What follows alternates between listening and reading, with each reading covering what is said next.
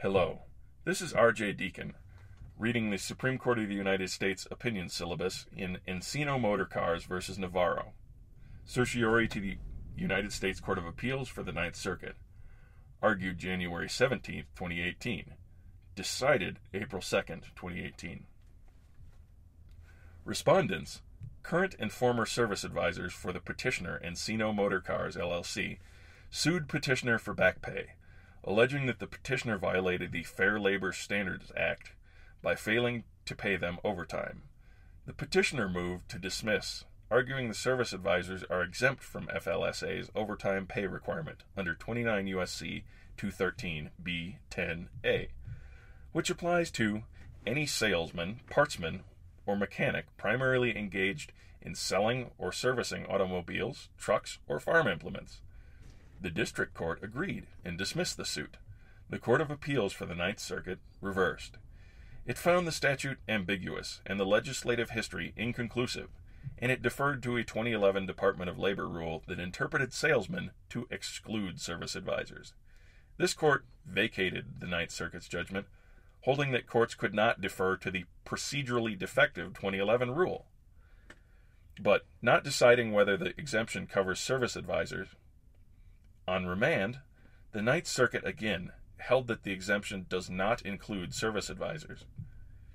Because service advisors are salesmen primarily engaged in servicing automobiles, they are exempt from the FLSA's overtime pay requirement. A service advisor is obviously a salesman. The ordinary meaning of salesman is someone who sells goods or services, and service advisors sell customers services for their vehicle. Service advisors are also primarily engaged in servicing automobiles. Servicing can mean either the action or maintaining or repairing of a motor vehicle, or the action of providing a service. Oxford English Dictionary. Service advisors satisfy both definitions because they are integral to the servicing process.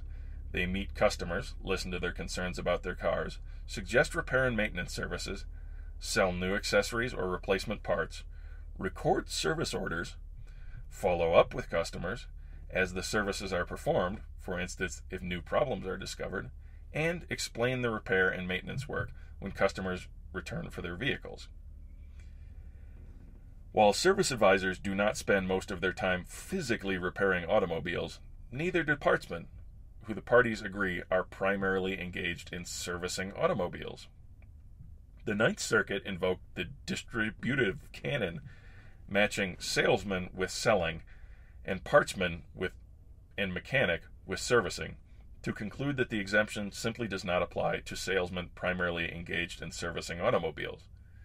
But the word or, which connects all of the exemption's nouns and grounds, is almost always disjunctive. See United States versus Woods.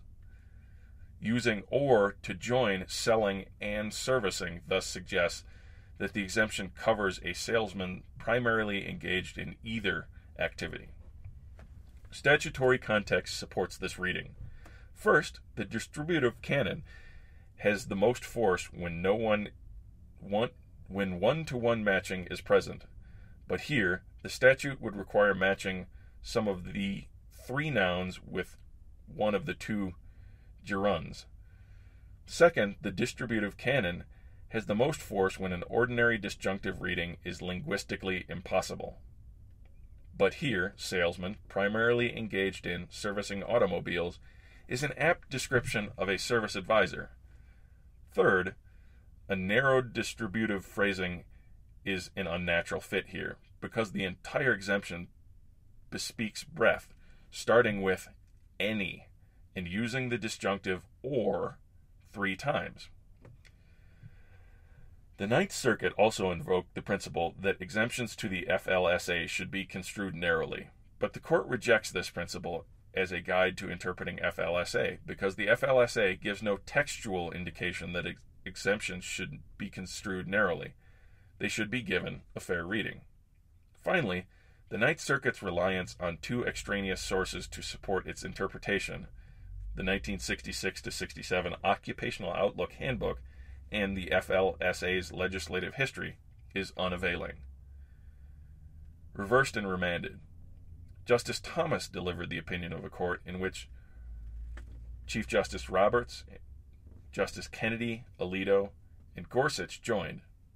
Justice Ginsburg filed a dissenting opinion in which Breyer, Sotomayor, and Kagan joined. Thank you for listening.